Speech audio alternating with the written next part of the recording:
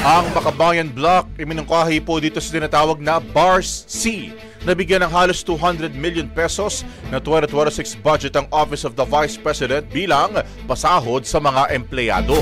Brigada Haji Caaminio, i-brigada mo! Brigada! Live report!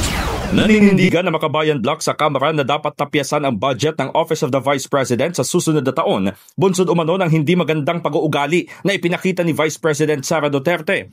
Ayon kay Kabataan Party List Representative Rene Luisco, nagsumiti sila ng amendment sa Budget Amendments Review Subcommittee o BARC ng Committee on Appropriations para sa proposed funding ng OVP sa 2026.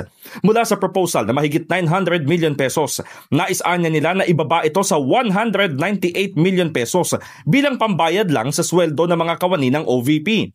Tatanggalin na ang nasa 673 million pesos, pati na ang capital outlays ng tanggapan. Giit ni Ko, ito'y dulot ng unparliamentary behavior ni Duterte nang piliin itong huwag humarap sa budget deliberations sa plenaryo ng Kamara.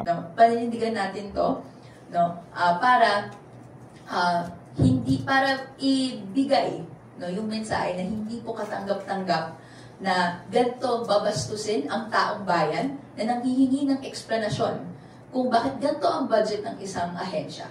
Ngayong araw, inaasahan na sa period of amendments ang individual amendments ng mga kongresista sa panukalang pambansang budget.